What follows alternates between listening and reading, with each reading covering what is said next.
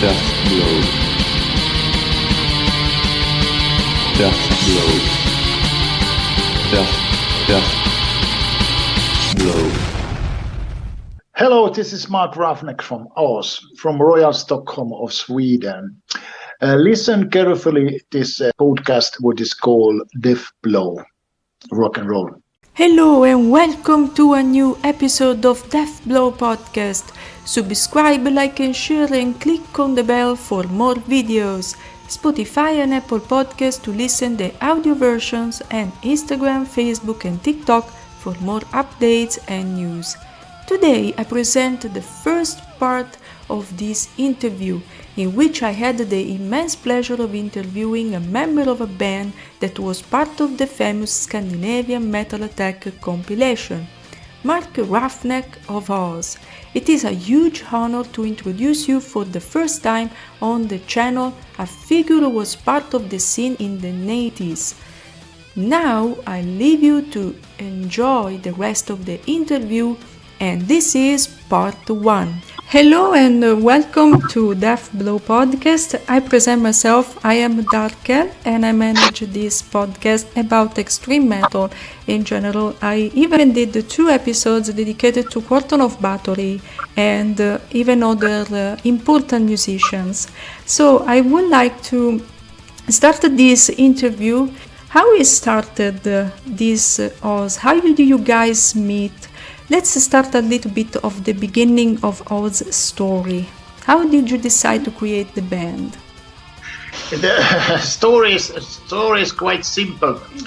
In end of the 70, maybe 77, 76 or something like that, we coming from the little city what is called in Nakkila in Finland, and the point is this, that we was maybe 15 person who was playing some instruments, and so we was building up a band.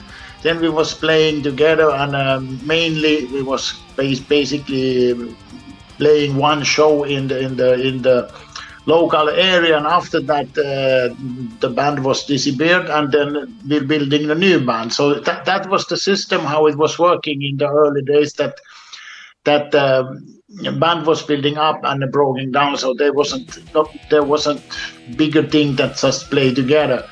And I was playing in different bands before, and then our first bass player Tani, he was going and making a military service in Finland, and when he came back from the military service, he contacted me, and we was going and drinking beer together in the summertime. I was probably in that time 16, 17, but he was older, so we was drinking beer in this little village sport place. There is this kind of sport field where you can do all kind of sports. So I was drinking beer there in the summertime, and we decided that this time we start the band, and we just playing heavy metal, or in that kind we say heavy rock.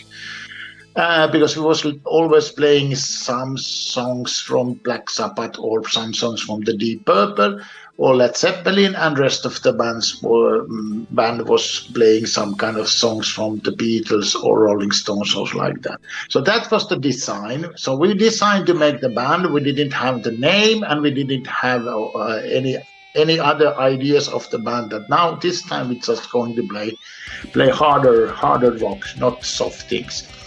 And because of the village, and you have to understand, we living in that time, it happens 1977, 78, like this. The whole life was different. We was living in the little village, and the basically how to contact guitar player or singer or whatever you need, it's extremely complicated, because there is no internet. We don't know who is playing, so we was going after the rumors, if they know someone who is playing guitar, or if this like this. So we was trying to find guitar players. We meet different guitar players, and it was taking time. I can't say how much, maybe 1 year or whatever. But then we realized that Kari, who was the first guitar player in the first album, was coming also back from the military service. So Tani the first bass player had been playing with him before, so we was asking if he was interested our idea about the band who is playing only heavy metal, or that kind of is, well, we was calling that heavy rock. So we was building up the cover band, and we was planning to play Led Zeppelin, Black Sabbath, Pt.1, Alice Cooper, that kind of stuff, Mountain, this kind of stuff, what we was like to play by ourselves. And we was playing together. We was trying several other guitars because we like to have two guitars players, but it wasn't working with the guys who was training. So we was a trio. And then we need the singer, and what happens? Again, Finnish military service. So Ape Tapani, using his real name is Tapani Hämäläinen, he was also doing the Finnish military service. And when he came back from the Finnish military service, we was asking him if he liked to sing. And he was thinking that is the good idea. I was having played with him before in one band or two. As I was telling before, we was having this kind of bands what existing some weeks or some months. But anyway, that's the story how we was putting the band together. That it was me and the bass player who have this idea what to do. And if we have been find the guitar player or singer earlier with other guys, it have been the other lineup. But in our case, the lineup was getting this because of the lack of the other players. We couldn't find other guitar players. We couldn't find the other singers. So we was asking the guys in the same city, village where we was living. So that was the story how it was starting. So we were starting the band with the idea what to do. We was like to be a cover band. We didn't think that we're going to do own music. It wasn't our idea. The idea was to play the heavy metal, what was made with this famous band as the Black Sabbath, Led Zeppelin, like this. This is a story how it was starting. So we was rehearsing, we was getting learning to play together, learning to play these songs, and then we getting the possibility to play in this rock house what we was having in this little village. So we was playing there, and somehow rumors was getting moving. So we was playing after that one the other places. And then I moved to Tampere, start to study there, and I get the contact with the people in the Tampere music business. So we was getting possibility to play in midsummer party in one place outside of Tampere, and we was giving so good show that after that they like to sign us. So we was getting the person who started selling us, and it's evolving that way during the 1-2 years. So we was playing around the Finland as a cover band. We was playing basically every Friday and Saturday, because in that time in Finland it was the idea that where you play as a rock band, you was playing in the parties, and the parties was always in Friday and Saturday. So we was never ending touring already in the beginning when we were starting. So that's the story how we was start. We was starting as a cover band, and the lineup was coming because of the place where we was living, that we know to each other, and we didn't find other players. So that's the story how the Oz is starting. Now I want to ask about your approach to your live performances. And were you ever curious about playing other instruments? Basically, how was your approach, guys, when you were live? I was playing in the beginning, I was playing the guitar, but then when we were starting the first one, not the host, the first one, then I was selling my guitar to other person and playing my drums. So basically I was getting position in the old bands as a drummer, so I was keeping that. But as I told, we was playing as a cover bands. We never thinking in the beginning that we should make new own music. So the point was this, that we was doing everything, learning by playing. So we was basically, because we was living in this little village in that time in Finland, you didn't have so much to do. So we basically was all free time what we was having after the school. And later on after the work, we was rehearsing. So we was playing basically 5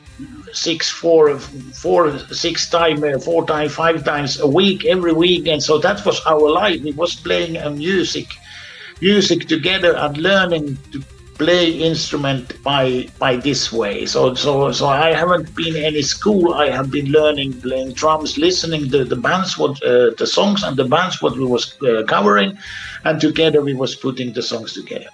So the making the own music was getting later on. In the beginning, it was just for the playing music for the fun, and I never had been this kind of idea that I have to learn to play other instrument. I can play a little bit bass, I can play a little bit guitar, but I mean my main instrument is the drums, and that's going to be as long as I play the music. It's enough for me that I'm playing drums. That's the idea. And you guys come from Finland, an amazing place, and you decided to move in Sweden. Let's dive deeper into this choice. Yes, the first number is this, that this story I try to keep it short, but it's always the long story. But you have to think that in that time, in the end of the 70s or 80s, Finland wasn't that country what you believe it is now. It was basically quite similar is Russia. So the point is this, that we didn't have so much instruments as what we like to have. We didn't have a possibility to buy all albums or music what we like. So everything was extremely limited. So we was forced to learn to play with the bad instruments and bad amplification and bad effects.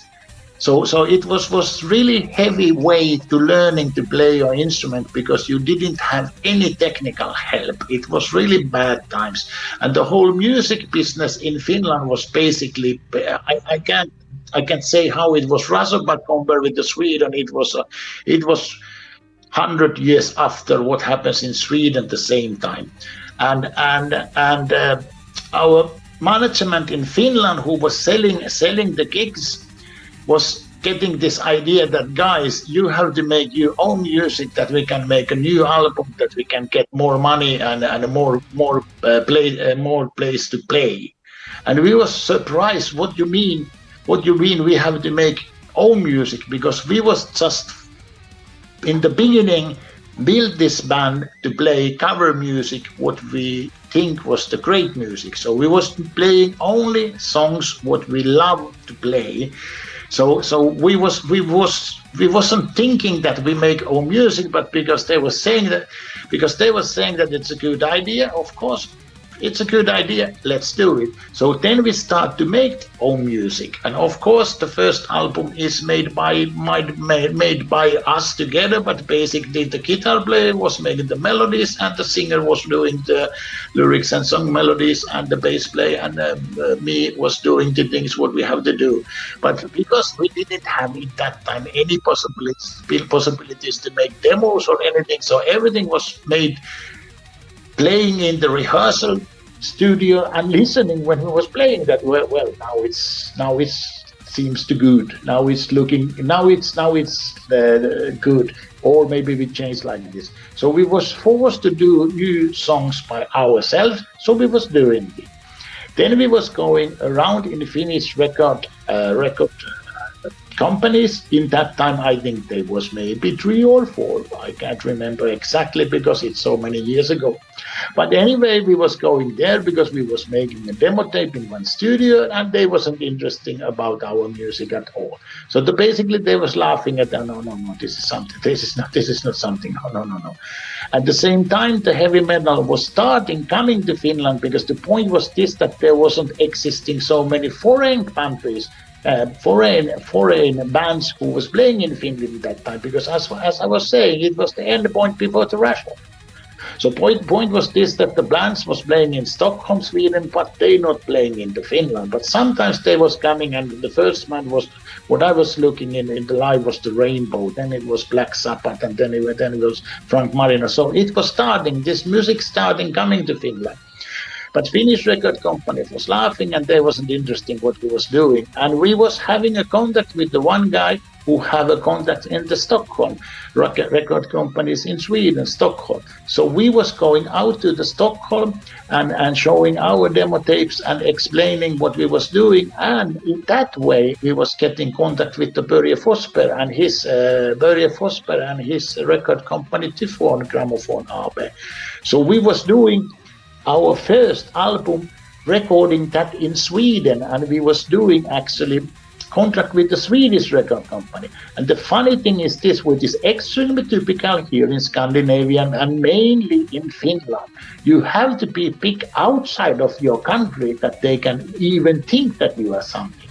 So when we was signing this contract in Sweden, Börje Forsberg was contacting this Finnish record company, who was laughing half year before out us, because they think we were stupid guys what you were doing. But because we have been recording everything in Sweden and it sounds good, and it's a Swedish company who have been signing it, it have to be good. So that way we was also Börje could sign our first album to Finland, and that's why it's also released in Finland. So this is the how it was working in that time in Finland, and I think it's still working a little bit this way. Finland is the country that you have to be big outside of Finland before they take you seriously. And of course, because we was getting this album made in Sweden, first one, it was a really good laugh for us, because we was getting in Finnish record company, and they published that in Finland. And the point was this, in that time, when you were signing a record company and you make a record, it means, why you do a record? It means that you are the class. You are the highest class what you can be as a band, which means that after that, we was getting also possibility to play in the Finnish TV, and we was getting extremely busy. So we was working every weekend, playing at least 2, sometimes 4 or 5 gigs. So we was playing around whole the time in Finland in that time, after we was recording the first album. But we was signed in the Swedish company, never in the Finnish company. This is the short version why we was coming to the Stockholm and recording here, and what is my feeling about the Finnish music business in that time. During your stay in Sweden, of course, you anticipated the entrance of Börje Forsberg in your story, and then his son Quorthon. Do you remember the first day you met, if you like to share, of course? We was recording this 82, this album, so probably I met Börje in Stockholm first time 81. And then it was we was signing, we was also some other companies, but he was showing the first positive sign, and we decided that we accepting him. So we basically was getting contract, and we was signing the contract with him. Then it was taking time before we go into the studio. So he liked to see Oz playing on stage in Finland, and that was also taking time, because he was saying that he can come this day, but he have to move it, and then he can come after 3 weeks or whatever. And I have this belief. I believe that even Thomas, what is called Ace in that time, what is called Quorthon. So I have learned him when he was 14, 15. So I met him first time when he was with Börje. I believe that he was with Börje in Finland and checking when the Oz is playing live. And then it's happening this, that I believe that there was only once in Finland before the recording, and then we was making the recording, and then we started playing after the album release. So there was several times in Finland, both Börje and Ace, when we was playing. So I became a good friend with both of Börje and Ace. But I believe that I met Ace first time as when he was 14 or 15, and we was getting really close friends, and he was hanging around where we was hanging around, and he was one New Year, for example. He and some of his friends was following us, and in Finland, so we were celebrating New Year in our places in Finland. So basically, we became good friends, and he was in the beginning and in the end even he was a little bit shy person. And why he was called himself Ace is because that he was extremely big fan of Kiss and the guitar player Ace Frehley. So he was a heavy metal person in the beginning with long black hair when I saw him first time. But it was probably when he was first time in Finland, and then he was 14, 15 years ago. So that was the story with him. So we was friend as long we was playing with Oz, even to the 94, 95 or something like that. So I have seen whole his story about Quorthon and all these things, because he was Börje's son, and I was really close friend to the Börje and Börje's family. So I have seen him many times, and we have been discussing a lot of different things during the years. And so even in 94 and 95, even because we as fans, we don't know many stuff, because he decided to be more private after 93, 94. He didn't want to show himself to the public. And I know that in 94 he had a sort of signing session in London to promote his solo album. And except that, we don't have many informations about him, because he decided to retire from the public. So not so many pictures, not so many videos. So this is, I think it was his choice to be more private, I guess. Yeah, I think so. But I don't know exactly how he was doing this and why. But I mean, in the beginning we was discussing this, but that was before he was recording anything. It was this kind of things when he have his band. If he going to play it live, it's have to be the same level or Kiss or whatever, that he's not going to play any clubs. And as I was saying, it is evolving in this way that he started to play all instrument by himself, and it was he was having the same story as the old bands, except CC Top, where the guys is playing forever together before they die. But I mean, it's always when you put the band together, one of the persons in the band like to do something else, then you have to take the new members and this kind of stuff. He was also having new members with the battery and like this. And I can't remember when he was saying this to me, or if he told that to me that he planning to do this. But as I was saying, he was doing his own way, and generally I believe that he find a way that he doing his music, and he don't like to show his face everywhere. He wasn't interested about that part of the music business. He was more interesting to make music and not show so much public. But I can't say why he was doing this because I can't remember or how he was just designed that. But as know him as a person, I can understand that he was doing this choice. He wasn't that kind of person who liked to be in the middle of the room in the party or something like that. So he didn't have this kind of need to be number one in the room. Yeah. Hopefully this is some kind of thing what you understand what I try to tell. Now, coming back forward, Oz rose to fame with the compilation album Scandinavian Metal Attack. What was it like recording at Elektra Studio? Elektra Studio was a new studio, and it was the same level as a lot of studios in Stockholm in that time. It was 24 channel Soundcraft mixing table like this. And the point is this: what most of the people understand why it was like this in Stockholm. There is only one way to explain it. It's called ABBA. This band and the system around the ABBA was putting the grown up in music business in Stockholm, and we can say Sweden, but basically in Stockholm. So it means that there was several studios what was the same level as the ABBA's Polar studio. And the sound and Elektra studio was similar way. It was the extremely good studio.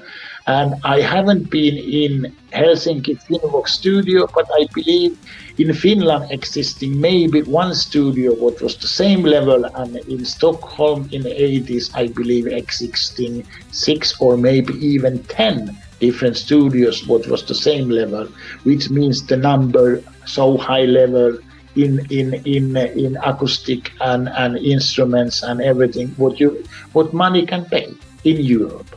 Maybe existing better studios in USA or something like that, but everything was total top. And what about the Venom Tour? How did it really go, that situation? You meaning this when we was in the tour, that but we wasn't in the tour. All right, this is also this kind of things. What I can tell is this, that playing in the rock band, as I have been made many years, it have your tops and it have your lows. This is one of the lows. The point is this, that when we was doing album, I think Third Warning, we was even that time discussing that we like to have a producer, but no, we didn't get the producer. Börje was thinking that we producing a similar way the album together with him. And we was doing this. The Börje was having in same time in Swedish from band from the Stockholm, what is called Trash, and they was making album with Max Norman. And Max Norman was a producer who was working with Ozzy Osbourne, for example, and he was also recording guitars when Randy Rose was playing in Ozzy Osbourne's band. So the point was this, that we was we was going out and drink beer with Max Norman and his manager. So we was there and drinking the beer. The point was this, that our guitar player was thinking that Randy Rose had in that time the best voice of the guitar. So he liked to ask Max Norman how you do this sounds like that. So we going the whole Börje and the whole host to this restaurant where we meet Max Norman and his management, and Max Norman we shaking hands and say hello, we are this and Max Norman say, boys, I like to tell you one thing before we start talk and drink beer. I don't like to talk anything about Randy Rose.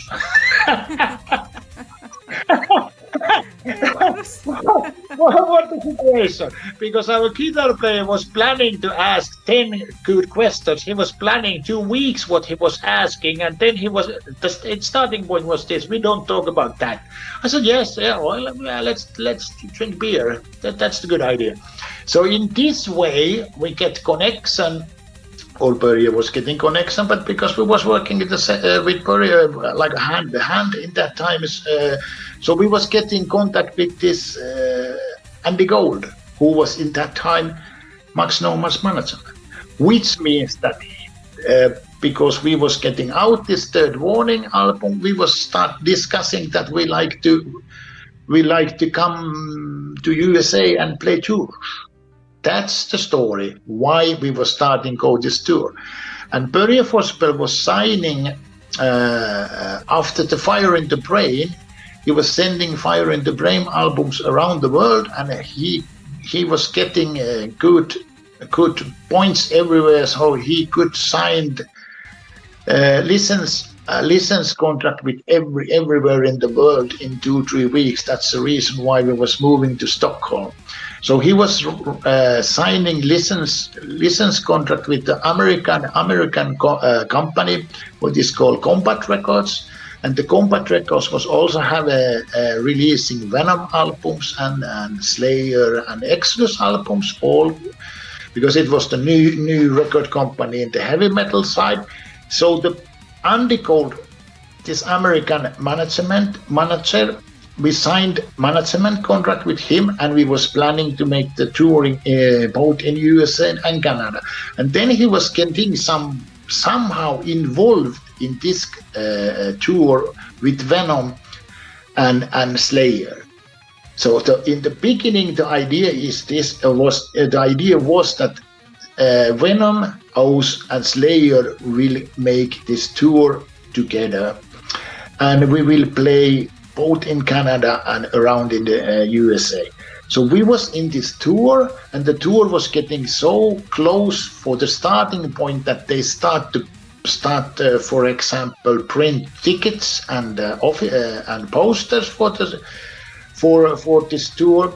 And 2-3 weeks before we should start the tour and move to the USA, we calling to Andy Gold, and how about the tickets? How about the practical things? What instrument we should bring?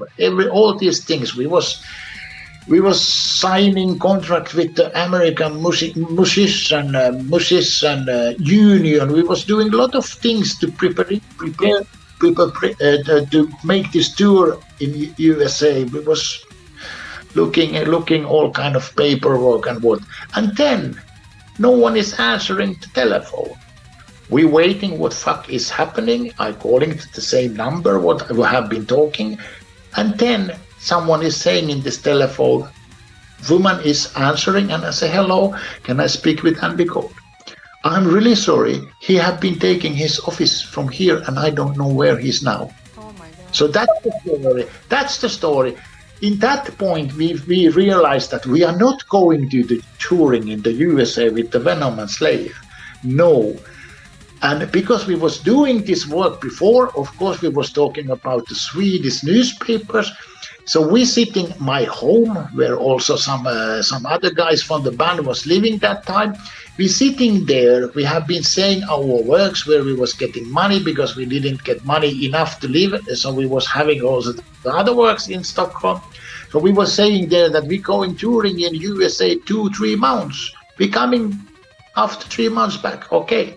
So we sitting in my balcony and reading in the newspaper, middle of this fucking newspaper, Oz is starting a Finnish band who is living in Stockholm, starting US tour with Venom and Slayer. And the first day for the touring is in New York, Studio 54. And we sitting in our balcony. You can think that it was really heavy sit there.